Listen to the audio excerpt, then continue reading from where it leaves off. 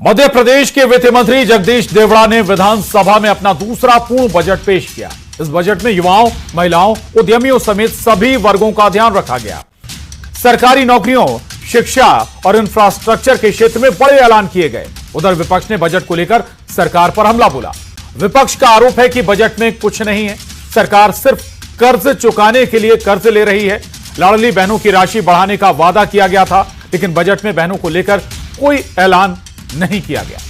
मध्य प्रदेश का बजट ज्ञान पर फोकस, कर्ज पर तकरार, सियासत आर पार।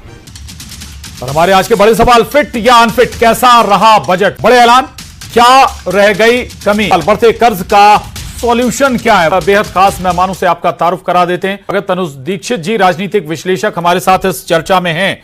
चर्चा शुरू करें उससे पहले कुछ महत्वपूर्ण बात बता दें। कई बड़ी बातें हैं हमारे इस मध्य प्रदेश के बजट में। 5 सालों में हर संभाग में IIT लेवल का इंस्टीट्यूट खोलने का ऐलान सरकार कर रही है। मुख्यमंत्री लाडली बहना योजना का भी जिक्र हम करेंगे। कई और बात हैं।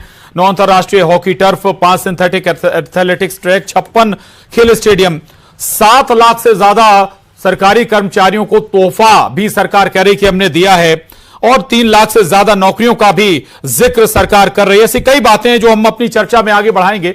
लेकिन सबसे पहले तनुज दीक्षित जी, आपसे आज चर्चा की शुरुआत करते हैं। ये बताइए, ये बजट पॉलिटिकल एस्पिरेशंस पूरी करने वाला बजट था, जनता की आशाएं पूरी करने वाला बजट था, या फिर उद्योग जगत की जरूरतें इस बजट में पूरी होती हुई नजर आई हैं? तनुज जी। मध्य प्रदेश के 39 नए औद्योगिक क्षेत्रों के विकास की इस बजट में महत्वपूर्ण घोषणा और बात कही गई है, जिससे लगभग प्रदेश के अंदर 3 लाख रोजगार देखने को मिलेंगे। वहीं 250 के आसपास मेडिकल सीट्स PG में भी बढ़ाने की बात इस बजट के अंदर देखने को मिलती है। और अगर हम GDP ग्रोथ की बात करें तो पिछले वर्ष के मुकाबले लगभग 6% इस बार बढ़ा हुआ दिखाई भी दे रहा है हमें बजट में। कहीं ना कहीं मध्य प्रदेश शासन का जो एक पहले दावा भी है कि 2028-29 तक जो GDP है लगभग उसको डबल किया जाएगा।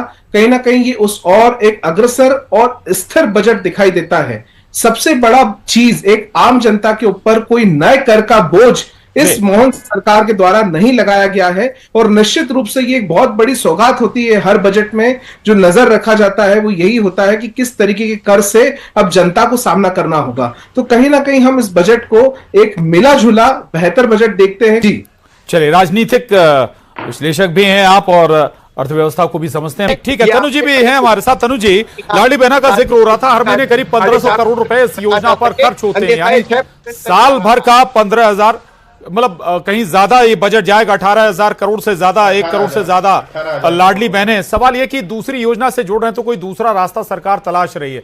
तलाशना होगा ये आपको। दूसरा ये कि अर्थव्यवस्था के लिहाज से आपको ऐसी चीजें खत्म करनी होगी, फ्रीबीज जैसे, जो कि सतीश जी कह भी रहे थे।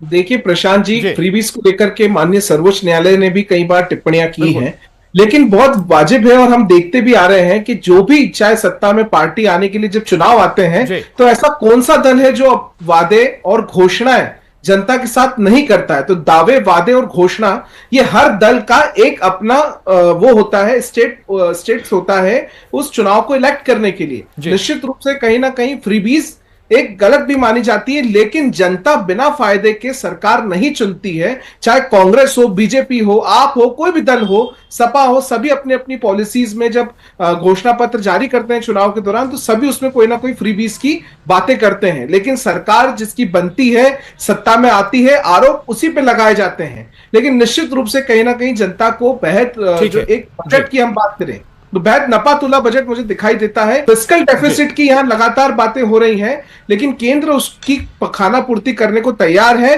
बहुत शुक्रिया आप सभी खास मेहमानों का चर्चा में शामिल होने के लिए। महाडिबेट में